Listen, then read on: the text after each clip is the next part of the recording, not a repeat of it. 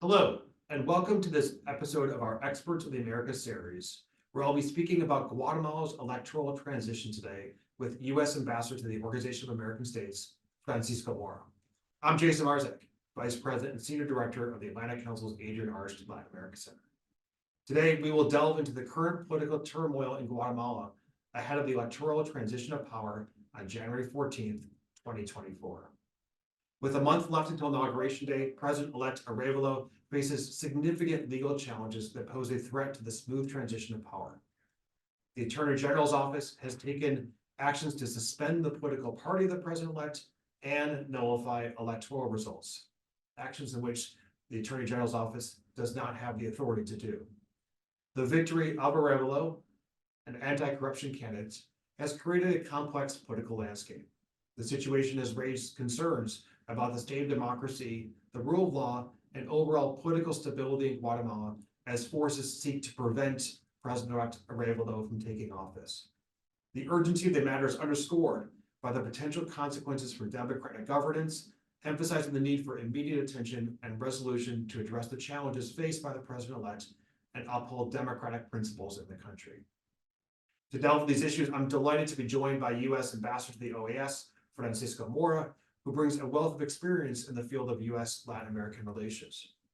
Prior to his appointment to the OAS, he was a professor of politics and international relations and senior researcher at the Jack Gordon Institute for Public Policy at Florida International University. He was also director of the Kimberly Green Latin American and Caribbean Center at FIU. And before that, among other things, he served as Deputy Assistant Secretary of Defense for the Western Hemisphere. Ambassador Moore, thank you so much for joining us today. Well, thank you, Jason, for the invitation. So you mentioned legal challenges. I'm not sure they're legal challenges. I think what we're seeing is the sort of politicization of the judiciary in Guatemala, that the legal structure is used in a very political way to shape and to perhaps even impede President-elect Arevalo from coming into office. And we, the United States government and the OAS, are doing everything we can to ensure that the will of the people of Guatemala is respected and that Bernardo Arevalo is inaugurated on January 14th. From the perspective of the OAS, on Tuesday, Jason, there was a strong resolution that was approved by 29 member states. That's significant at a time when you see a lot of polarization for the international community, or at least the Americas. 29 governments stood up and said that what was going on in Guatemala, the judicialization of politics, lawfare, and efforts to impede Arevalo from coming to office, as you described in your preamble, I think are unacceptable, and that the OAS, under certain provisions of the Inter-American Democratic Charter, are moving to do whatever is possible from a diplomatic, political standpoint to support the Guatemalan people, to ensure that the rule of law is respected. So the OAS is, go ahead, I'm sorry. Let me get into that, the resolution into a little bit more detail. Can you explain, significant, as you said, 29 countries supporting this resolution at a time of complexity in getting so many countries behind one particular statement. What was the key to getting so many countries in support of this resolution, and what will be for those who haven't read the resolution, what will be some of the takeaways of this large support of it? So first, I think it's a recognition, Jason, that there is an attempt to undermine democracy and the rule of law in Guatemala. Very clear. And I think that if the OAS is anything, it is about ensuring that we address the issue of democratic backsliding or democratic erosion in the Americas. We're doing a number of things in that space I'm happy to talk to you about, but with specifically with respect to Guatemala, the efforts from the public ministry, these sort of very outward ways in which they're trying to undermine democracy, really outraged many member states, 29, and decided to move on a resolution. This resolution has 2 or 3 important elements. One, we are in the process of deciding, consulting on whether to have a consultative meeting of foreign ministers, which is a very high level effort to address a crisis which is included and is laid out in Article 61 of the OAS Charter.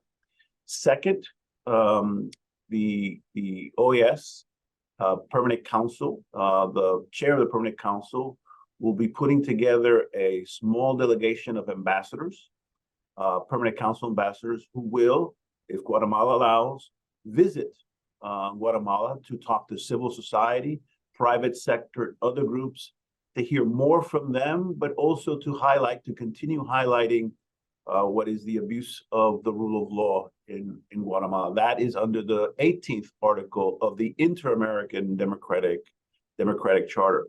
So these are just a couple of things that we haven't done really in quite some time. And what's clear, and I'll leave it here, is that not even on the issue of Nicaragua, when the Permanent Council voted with good majorities against the things that are occurring in Nicaragua, the number 29, I don't think we saw in large numbers at the OAS. So it says something about where we stand at the OAS and the commitment to support democracy in Guatemala. I think, thanks, Frank. And I think also, as you mentioned previously, the undermining of democracy in Guatemala, right? And the consensus among these 29 countries that there's a real concern about this undermining democracy, right? We see the actions taken by the Attorney General's office, an office in which the Attorney General herself is sanctioned by the United States for acts of corruption, and that office is seeking to undermine the legitimate electoral victory of President-elect Arevalo. In addition to the actions taken at the Organization of American States, there's been a number of other actions, statements made by the United States government in support of a democratic transition, a legitimate democratic transition that respects the will of the Guatemalan people. Can you explain a little bit more about the actions that have been taken, both trips to Guatemala, as well as statements made by the State Department to reinforce the support of the United States and the international community for President-elect Arevalo's transition into power on January 14th? So this is a multi-actor effort. So yes, the OAS is doing a number of things, more things that I can mention if you like, but in terms of the U.S. government, it's not been just about statements. And those come out regularly from the Secretary, from the White House, from Assistant Secretary Nichols, and of course from our embassy in Guatemala. But we have followed it with actions, particularly visa restrictions against now hundreds of government officials in Guatemala. There's the global Magnitsky sort of sanctions that are much more comprehensive to deal with corruption and undemocratic behavior, that we have targeted several people in the Guatemalan government. We are engaged with civil society. Our embassy in Guatemala is very engaged in civil society, the private sector, talking to all range of actors, but being very clear, Jason, that not just the United States, that the international community, because we're working with the European Union in Guatemala and other international entities, in addition to the OAS, in which we're making it clear that this is not the United States that is pressuring and insisting that the rule of law be respected and the results be respected. It is truly the international community. So we're partnering constantly, and we can make a point of partnering with others to make it clear that this is not just some OAS policy, a US policy, but a policy in which the United States is leading and partnering with a number of other international institutions as well as governments around the world, including Europe, of course. And I've seen, Ambassador Mora, some important statements made by a number of other Latin American heads of states in support of a democratic transition, in support of President-elect Arevalo's transition of power. And as you know, as our viewers know as well, here at the Atlantic Council, we've also been highly supportive of the importance of a democratic transition in Guatemala that respects the will of the people and respects the legitimate election of President-elect Arevalo. You mentioned additional actions at the Organization of American States. Can you elaborate on that, please? In addition to the resolution that we spoke about previously. Sure. So also under the Inter-American Democratic Charter, the Secretary General, Luis Almagro, who has made also very important, significant, and strong statements about the situation in Guatemala. he has led two missions, Jason. There's been a mediation mission in which that has been former U.S. Ambassador Liliana Ayalde and former Panamanian Vice President Foreign Minister Isabel San Malo have been part of that team that is mediating the issue. They've been also involved, by the way, on the issue of transition, leading, guiding, accompanying the transition. And then there's another mission that is very focused on trying to manage relationships with the president and the different actors, including President Arevalo, to ensure that everything can be done that will help us get to January 14th. The Secretary General visits regularly along with these two different missions. So the OAS, from the Secretariat standpoint, has been very engaged. And then, of course, from the very beginning, the electoral observation mission played a critical role to ensure that the elections were free and that it had and did the things that were required to have a free and fair elections. They sort of certified and believed that that was done without fraud, notwithstanding what the public ministry has said. And so has the European Union mission. They have, since the electoral observation mission, the technical team at the OAS has once again spoken very clearly about the results of the election, that there is no evidence whatsoever of fraud and that the elections were held legitimately and that Bernardo Arevalo is the president-elect. Ambassador Mora, let's be cautiously optimistic. The president-elect Arevalo assumes power on January 14th, 2024. January 15th and beyond, those seeking to undermine him now will continue to seek to do so. What will be the role of the United States and the Organization of American States post January 14th? So that's right. There's a sort of two processes that we're focused on, but we're very focused on the first one. And that is to make sure that we do everything to support the will of the people and that the election results are respected and that Bernardo Arevalo is inaugurated president of Guatemala on January 14th. We are still very worried that that might not happen. We should not take that for granted. All this effort that we and others are doing is about that. And so we're very focused, Jason, on that. But you're absolutely right.